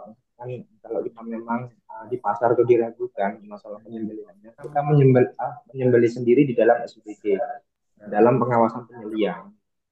Harapannya kan kalau ada penyelia kan mungkin sudah bisa kita mengawasi mereka cara menyembelihnya itu sudah sesuai syariat Islam. Mungkin itu dari saya. Terima kasih. Assalamualaikum warahmatullahi wabarakatuh. Ya, silakan Bapak. Ya, baik, makasih Pak Arif Rahman. Sanda pribadi dari mana Pak Arif? Saya dari Jember juga Pak. Oh, Jember. Ya, Tetanggaan. baik, tetangga.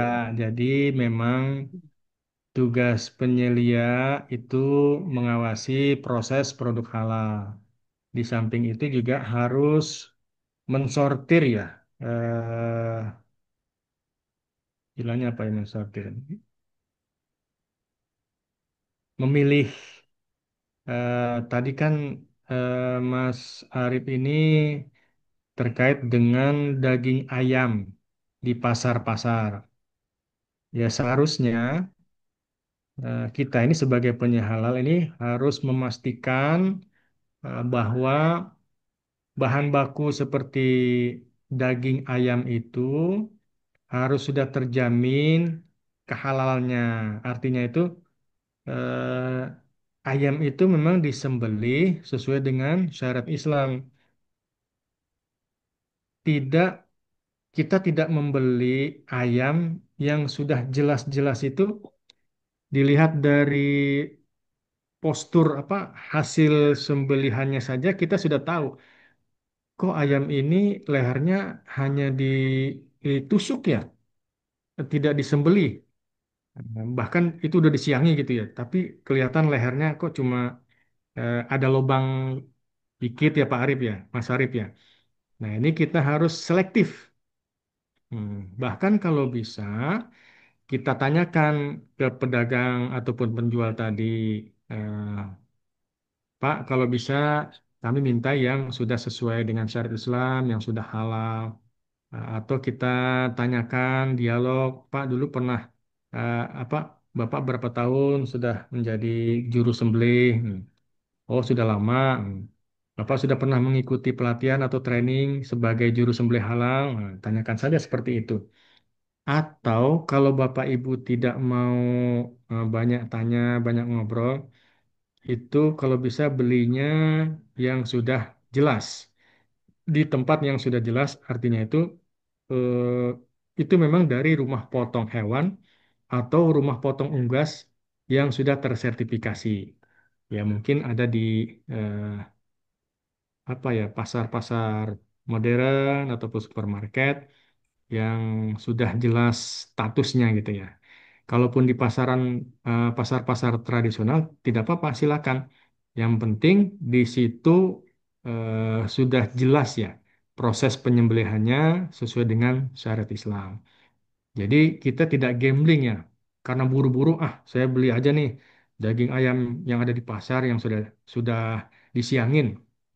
Maksudnya sudah dipotong, sudah disembelih.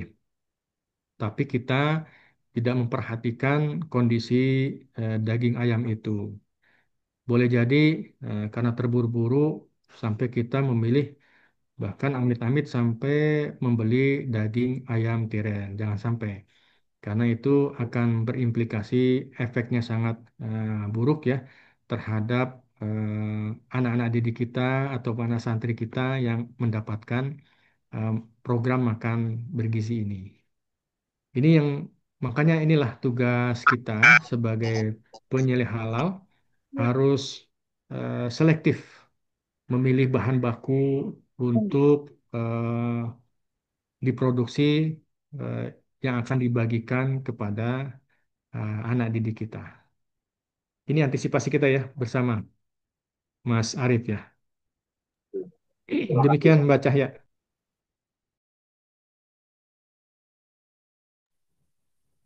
Masih di mood Mbak Cahya, Bu Cahya. Bagaimana Pak Arif? Apakah sudah cukup jelas atau ada yang ingin ditanyakan lagi? Sementara itu sudah jelas. Terima kasih. Oh, baik, baik. Selanjutnya Pak Emil Reza, silakan Pak Emil. Pak Emil, Baik, terima kasih Bu iya, Cahya. iya Baik, silakan. izin Pak Jamal.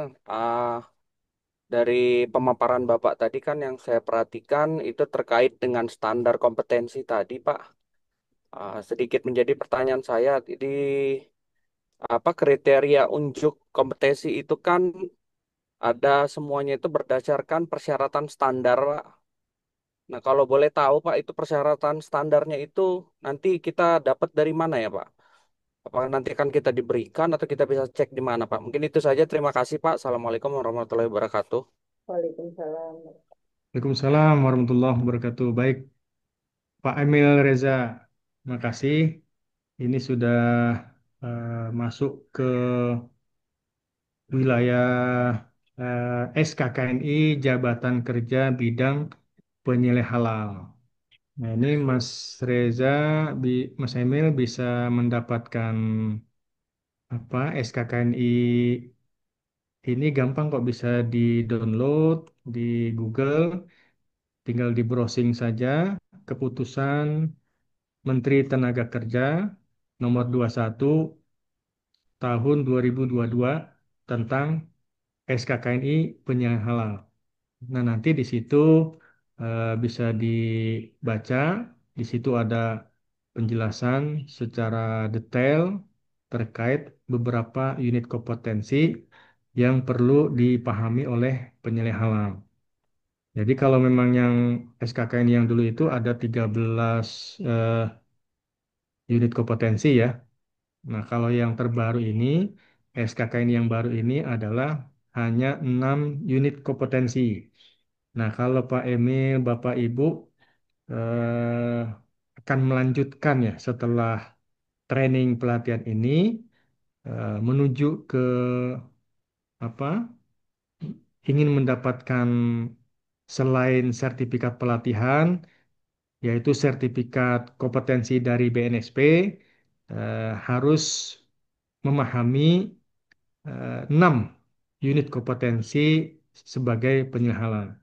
Jadi kalau boleh saya analogikan ya seperti tadi ya seorang insinyur yang membangun sebuah gedung ataupun jembatan gitu ya. Nah, kalau insinyur itu tidak memiliki sertifikat kompetensi, pasti dia belum eh, diterima ya. Sama halnya dengan kita. Kalau semua terbatas hanya sertifikat pelatihan, mungkin masih skala mikro. Nah, kalau ingin melanjutkan atau perusahaan-perusahaan menengah besar itu dipersyaratkan kita ini harus sampai mempunyai sertifikat kompetensi dari BNSP. Makanya perlu diuji kita ini keahlian, skill, kompetensi kita sejauh mana. Nah, kalau sudah mengikuti uji kompetensi dan sampai lulus hingga menerima sertifikat kompetensi dari BNSP, pasti sudah teruji dan sudah bisa diterima di perusahaan menengah besar ke atas. Demikian Bu Cahya. Ya, baik. Bagaimana Pak Emil? Apakah sudah cukup jelas? Alhamdulillah cukup, Bu. Makasih Pak Oke, Jamal. Ya. baik. Terima kasih Pak Emil. Selanjutnya Ibu Nadra Sitorus. Silakan Ibu. Ya, baik. Terima kasih, Bu. Ya, Begini, Pak, singkat saja. Kami ingin bertanya, tadi kan ada dibahas tentang aplikasi si halal. Nah, kapan kami akan menerima aplikasi tersebut dan bagaimana cara penggunaannya? Serta satu lagi, eh, kalau kita ingin, kami kan dapur kami sedang proses pengajuan sertifikasi halal nih. Nah, sementara saya kan lagi progres pelatihan. Nah, apakah jarak antara ketika setelah pelatihan ini sertifikasi kita kalau sudah lulus itu jarak jeda waktunya itu kapan itu ya Pak? Nah, itu aja saya kembalikan. Terima kasih. silakan Pak. Ya, Ini pertanyaan yang banyak per- orang ini Pak. yang Ya, pertama terkait dengan aplikasi ya si halal. Jadi Nadra, Ibu Nadra Sitorus, eh, nanti kan ketika perusahaan ataupun dapur SPPG mengajukan permohonan sertifikasi halal, pasti ini harus masuk ke aplikasi si halal.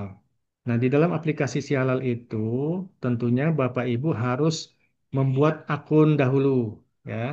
Akun Bapak Ibu buat supaya bisa masuk ke aplikasi si halal. Nah, di dalam aplikasi si halal itu nanti ada pilihan. Ya, pilihan. Nah, misalkan ini dapur SPPG, tentunya di situ ada kategori eh, kecil, menengah, besar. Nah, dari situ sudah masuk. Kemudian ada beberapa form ya, format. Misalkan tadi yang saya sampaikan di alur, bentar. Nah, di alur ini, di permohonan pun sudah disediakan ya template-nya. Surat permohonan sudah disediakan. Kemudian formulir pendaftaran sudah disediakan. Ini kalau Bapak Ibu sudah membuat akun ya, akun untuk masuk aplikasi Siala. Nanti di situ ada pilihan masuk ke permohonan sertifikasi halal. Nah, di situ sudah ada disediakan template surat permohonan, kemudian formulir pendaftaran, dan template manual sistem jaminan produk halal. Nah, ini template-template ini, form ini bisa di-download, kemudian bisa diisi oleh Bapak Ibu. Adapun terkait dengan dokumen yang perlu dilengkapi, ya tinggal dilengkapi seperti KTP, kemudian sertifikat pelatihan yang sekarang ini. Nah, tadi ditanya juga ya, berapa lama iya, terbitnya sertifikat pelatihan. Nah, ini tergantung dari LPK Halal Institute yang setelah Bapak Ibu ikut pelatihan, misalkan 2 hari ini langsung diajukan. Yang penting nama identitas Ibu sudah disampaikan kepada LPK Halal Institute. Insya Allah BPJPH karena ini adalah program nasional akan eh, dipercepat ya, mengingat ini juga sudah ada instruksi dari Presiden supaya dalam jangka waktu dekat di bulan Oktober sampai November ini semua dapur SPPG yang sudah memiliki tenaga penyelesaian halalnya sudah harus tersertifikasi. Jadi seperti itu ya, Ibu siapa tadi? Sitorus. Iya, Ya, pokoknya kita jalani saja, kita ikuti. Eh, yang penting sudah buat akun, itu bisa masuk aplikasi si halal. Nanti sudah tersedia itu template-template atau form-form yang perlu di-download dan diisi. Kalau dokumen yang perlu dilampiri, silakan dilampiri. Demikian, Bu iya. Cahya. Gimana Ibu Nadra? Semoga sudah cukup menjawab ya, dan bagi peserta yang lain mungkin yang bertanya-tanya, karena ini cukup banyak yang bertanya soal berapa lama sertifikat penyelia bisa terbit.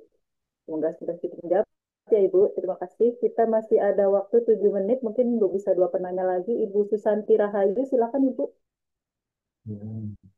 Di sini Bu, saya Sandra Yus dari SPPK Campur Rejo Bojonegoro. Izin bertanya bahwa terkait si halal itu, kita kan sudah punya usernya, tapi user itu awalnya kita gunakan untuk catering umum. Apakah nanti kalau kita gunakan untuk menu-menu SPPK, apakah langsung menambahkan menu yang ada di SPPK atau gimana gitu, Pak? Terima kasih. Bu, bisa diulang, Bu. Tadi agak samar-samar suaranya. Ya. Ini Bapak, kita kan sudah halo, kita kan sudah itu apa mempunyai user si halal, tapi sudah dipergunakan untuk catering umum, bukan catering SPPK sebelumnya.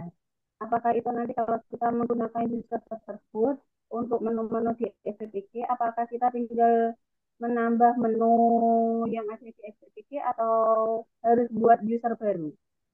Terima kasih. Ya, Ibu Susanti Rahayu sudah punya akun ya? Ya, Ya Bapak, sudah punya akun. ya sudah punya akun. Alhamdulillah. Kalau sudah punya akun, alhamdulillah itu kan sudah bisa masuk aplikasi Si Halal. Kemudian nanti di situ kan ada kategori KBLI ya, disesuaikan dengan KBLI-nya. Pokoknya diikuti saja eh, langkah-langkah yang ada di aplikasi. Kemudian ada beberapa itu ya dashboard yang mm, Ibu klik, eh, nanti Ibu tampil apa? Ibu masuk ke sesuai dengan KBLI. Ya. Yang perlu dicermati adalah pokoknya permohonannya itu harus sesuai dengan kategori. eh, di sini kan semuanya dapur SPPG ya. Ini di bawah berapa SPPG atau di bawah yayasan lembaga. Hmm. Pokoknya disesuaikan dengan apa template-template yang sudah tersedia di aplikasi Si Halal. Maaf Bapak, izin bertanya lagi. Berarti itu seandainya kita menggunakan user yang lama ya, itu kan bukan user yayasan, tapi user perusahaan pribadi. Apakah kita Ya, kalau bisa Ibu Susanti langsung saja ke apa di submit, kemudian diajukan ke BPJPH. Nanti tim verifikator kami akan melakukan proses verifikasi. Jika memang di situ ada kekurangan, nanti tim kami akan menyampaikan kepada Ibu Susanti sesuai dengan apa alur proses sertifikasi halal itu. baik Bapak, terima kasih penjelasannya. Ya, Terima kasih Bapak Ibu Susanti. Mungkin nanti untuk yang pengoperasian si halal bagaimananya nanti kita di sesi terakhir hari ini ada sekalian praktek. Mungkin bisa kalau ini bisa ditanyakan lebih lanjut ya Ibu di pemateri terakhir untuk hari ini. oh iya, iya. Nah, itu Iya, yang lebih itu ya langsung aplikatif iya ya langsung di praktek. di praktek. Ya, Ya, ya Ibu baik. Susanti. Nanti boleh ditanyakan lagi ya Ibu pertanyaannya tadi. Pokoknya Bu, praktek langsung bisa Bu Susanti. Jadi bisa tahu. Oke, mungkin satu lagi dengan Pak Zainal Arifin. Silakan Bapak, Bapak dari Tegal ya. Halo, Pak Zainal. Pak Zainal Arifin. Baik, Nelpon. Assalamualaikum warahmatullahi wabarakatuh. Waalaikumsalam. Warahmatullahi Terima wabarakatuh. kasih Pak Jamal, Ibu Cahya. Mungkin ada satu pertanyaan saya yang sama dengan Ibu dari Jember tadi yang pertama. Ya, jadi terkait dengan kegelisahan teman-teman SPPG yang dalam beberapa atau 1 bulan ke depan itu harus sudah punya sertifikat halal. Namun kita sangat mengalami kesulitan untuk mencari penyelia halal. Itu semacam itu. Dan termasuk saya ikut ikut di sini adalah merupakan salah satu dapat informasinya dari teman di Pemalang ya untuk mengikuti kegiatan ini ya sehingga oleh karena itu terus terang saja saya ini mitra SPPG Bu, mitra mitra yayasan. Oh, Iya, jadi Makanya perlu saya tanyakan ke Ibu dan Bapak ini, apakah mitra yayasan boleh menyelia terhadap SPPG-nya sendiri? Itu yang pertama. Ya, apa itu nggak jeruk minum jeruk tuh Bu ya? Nah, kan semacam itu. Kemudian yang kedua, seperti yang tadi ditanyakan oleh Ibu yang pertama, sebenarnya kami berharap bisa juga membantu teman-teman yang lain karena dengan diburunya waktu, eh, setiap SPPG harus segera memiliki sertifikat halal, ya. Apakah kita boleh menjadi penyelia di beberapa SPPG teman-teman kita yang lain untuk mempercepat proses sertifikasi halal ini? Karena kalau kemarin saya tanyakan pada admin, itu bisa, tapi tadi Bapak Jamal menyampaikan tidak bisa. Nah, itu aja pertanyaan dari kami. Ya, jadi apakah saya bisa menjadi penyelian di tempat sendiri, Bu, Bapak? Karena terus terang aja saya ikut acara ini bukan karena atas perintah dari siapa-siapa. Ini inisiatif sendiri, ya. Inisiatif sendiri, ya. Saya dapat info dari teman Pemalang, katanya susah sekali untuk mencari penyelia, makanya saya mencoba untuk mengikuti kegiatan ini. Terima kasih. Assalamualaikum warahmatullahi wabarakatuh. Waalaikumsalam. Kan Bapak,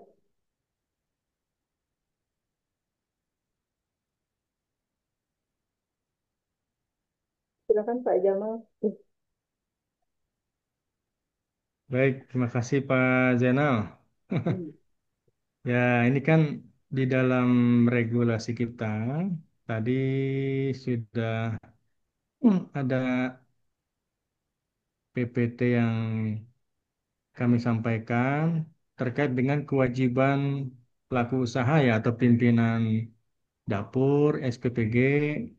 Jadi di dalam regulasi ini pimpinan ataupun pelaku usaha yang mengajukan permohonan sertifikat halal itu wajib memberikan informasi secara benar, jelas, dan jujur. Kemudian memisahkan lokasi, tempat, dan alat penyembelihan, penyimpanan, pengemasan, pendistribusian. Kemudian memiliki penyelia halal. Nah, penyelia halal di sini adalah orang yang bertanggung jawab terhadap proses produk halal. Nah, penyelia halal di sini diangkat oleh pimpinan. Nah, kalau Pak Jenal ini kan mitra, mitra itu sebagai pimpinan juga Pak Jenal ya, Betul, sebagai pengelola, Pak. pengelola. Jadi justru pengelola yang mengangkat tenaga penyelia halal. Mestinya gitu. Ya, jadi Bapak mau merangkap sebagai penyelia halal juga. Nah, ini Pak. Jadi memang di dalam apa ya regulasi kita itu penyelia halal kan yang mengangkat pimpinan, sedangkan Bapak kan pimpinan. Jadi Bapak mengangkat sendiri sebagai penyelia halal di tempat dapur SPPG Bapak. Ya Bunda kan bentar lagi ngomong kayak. Izin Bapak, Ya. kebetulan kan yayasan juga memiliki beberapa dapur ya, lebih dari 5 atau 10 dapur lah. Dalam artian apakah itu bisa digunakan juga untuk di dapur-dapur yayasan yang lainnya? Karena kalau mitra itu kan hanya pelaksana di salah satu dapur aja. Karena mitra itu nggak bisa double-double di dapur lain. Ya, mitra itu hanya di Hmm. satu dapur. Ya, jadi ada pun dapur-dapur yang lain kan otomatis mitranya juga berbeda. Apakah dalam satu yayasan itu bisa kita bantu juga untuk menjadi penyelia di dapur-dapur satu yayasan ya yang bernaung di bawah satu yayasan tapi di berbagai daerah yang berbeda itu semacam itu. Hmm. Ini menyangkut kebijakan pimpinan ya Pak Jenal ya. Mungkin nanti kita apa ya sampaikan terkait dengan tenaga penyelia hal ini apakah boleh gitu ya apa ya mengawasi di dalam satu mitra itu yayasan ada 5 sampai 10 dapur SPPG, Bisa Satu begitu. yayasan bisa lebih dari 5, lebih bisa dari lebih. 5. Iya, Nah, ini melihat dari apa ya frekuensi volume kerja sebagai penyelia, apakah dia bisa ya menghandle 5 dapur sampai 10 Thank you. dapur. Nah, dikhawatirkan tidak tertangani. Nah, makanya memang di dalam kebijakan kita itu ya mengingat dari tugas dan tanggung jawab penyelia halal itu adalah mengawasi proses produk halal. Nah, kalau dilihat dari volume frekuensi kerja penyelia halal eh, yang harus menangani 5 sampai 10 dapur, apakah itu tertangani? Nah, inilah yang kita kembalikan kepada pimpinan ya, ambil kebijakan. Begitu juga Pak Zainal nih sebagai pimpinan mitra.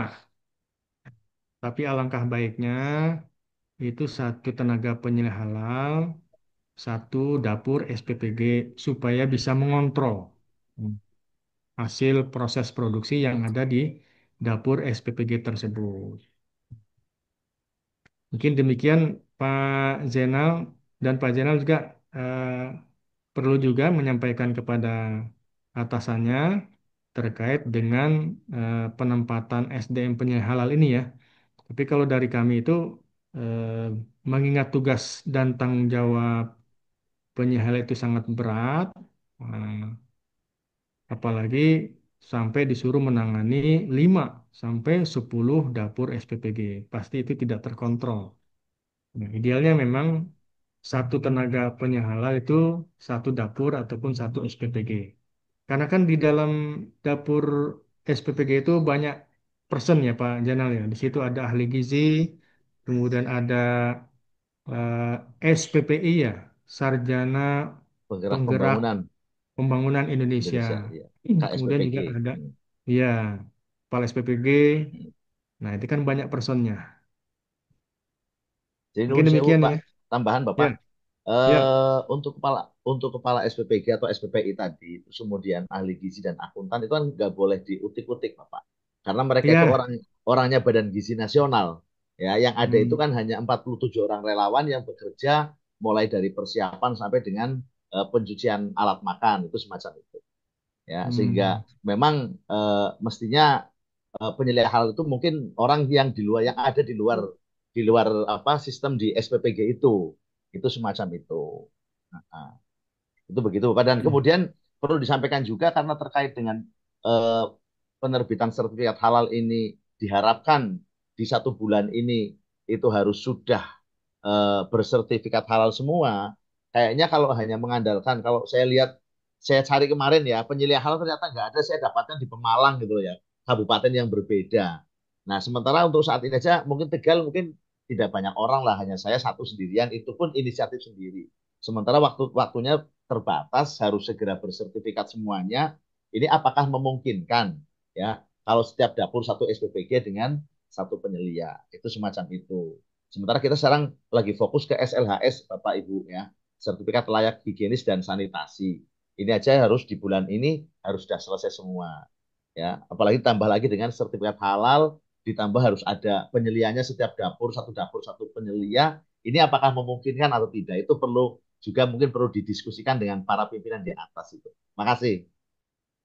Baik, Ya, terima kasih nih Pak Zainal Arifin atas masukan sarannya. Nanti kita sampaikan ke pimpinan BPJPH, begitu juga ke pimpinan BGN. Karena tiap minggu ini kami juga rapat dengan BGN dan Bappenas. Terkait ini saya akan menyampaikan ya Pak Zainal ya.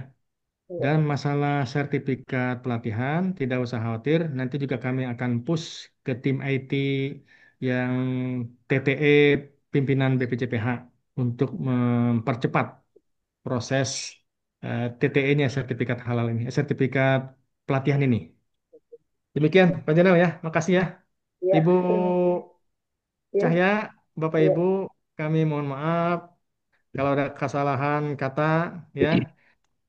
Kami kembalikan ke Pak Cahya ya, Bu iya, Cahya ya. iya. Kami pamit. Mohon izin Pak Jenal, Terima Ibu, kasih Bapak Ibu. Pak Assalamualaikum Jamaludin. warahmatullahi wabarakatuh. Waalaikumsalam Waalaikumsalam warahmatullahi warahmatullahi wabarakatuh. wabarakatuh.